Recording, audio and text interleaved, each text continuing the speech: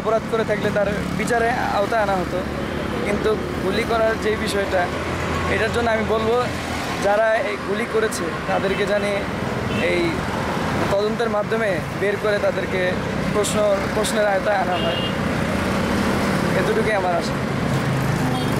মানে আপনি কখনো মানে এই আন্দোলন সংগ্রাম কোটা আন্দোলন কত কি গেছে বাংলাদেশে, মানে অন্যায় অনিয়মের বিরুদ্ধে আপনি কি কখনো যোগ দিয়েছিলেন? হ্যাঁ, যোগ দিয়েছি আমরা। এই যে ছাত্র আন্দোলনে এই যে আগস্ট মাসে আমরা যোগ দিয়েছিলাম। কখনো নামাজ পড়ছেন? হ্যাঁ। নামাজ শেষে দেখছেন মানে হুজুরেরা এক একটা প্রতিবাদ নিয়ে নামে হ্যাঁ বাংলাদেশে, মানে মুসলিমদের উপরে যখন হ্যাঁ কোনো হেনস্থ শিকার হয় তখন মুসলমানরা বাইতুল মোকাররম থেকে কিন্তু মেইন জায়গাটা, ওখান থেকে তারা প্রতিবাদ।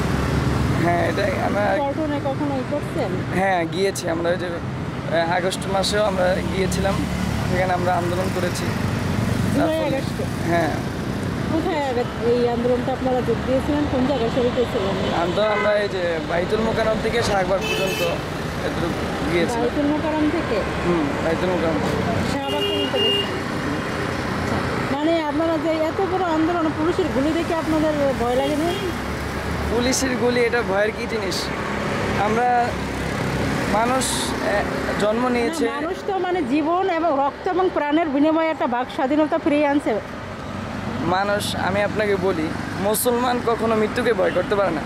মুসলমান জন্মগ্রহণ করেছে, আল্লাহ তাআলা আনছে আমাদেরকে, একদিন আমাদেরকে মরতেই হবে।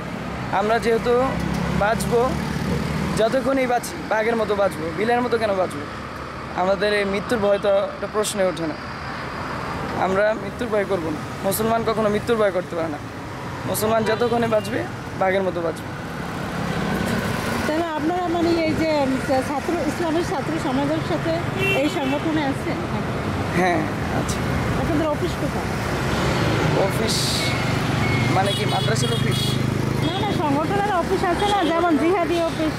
বেশিরভাগ অফিস তো মানে আমরা পাই এই যে আজাদ কোটার কাছে না, সাংগঠনিক অফিস এটা পল্টনের দিকে। এখন কি আপনাদের কোনো ডক্টর ইউনূসের কাছে কোনো চাওয়া পাওয়া আছে? আগের জীবনটা আপনাদের কেমন চলছে? মানে আপনাদের উপরে মানে আওয়ামী লীগ সরকারের কোনো নির্যাতন হয়েছে কি না?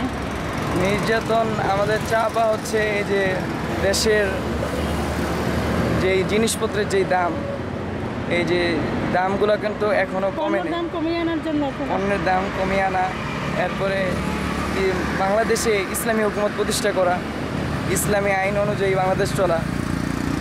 দেশ পৃথিবীটা হচ্ছে আল্লাহ তাআলার, এই জায়গায় আইন চলবে আল্লাহ তাআলার, এটাই আমাদের আশা।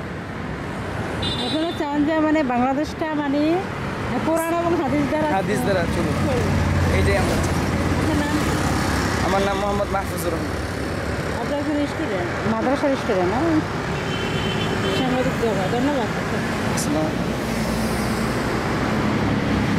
দাদা কিছু বলবেন ক্যামেরার সামনে? ক্যামেরার সামনে বলবেন এই যে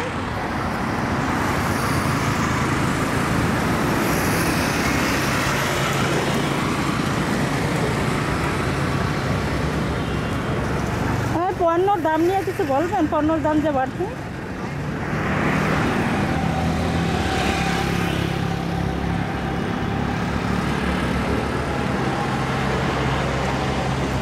কি এক্সারসাইজ করেন না কোনো কাজে আসছিলেন? এত আইজাই না, মানে কাজ নাই। আপনারা দেখছেন স্ক্রিন বোর্ড হাতির তুলে।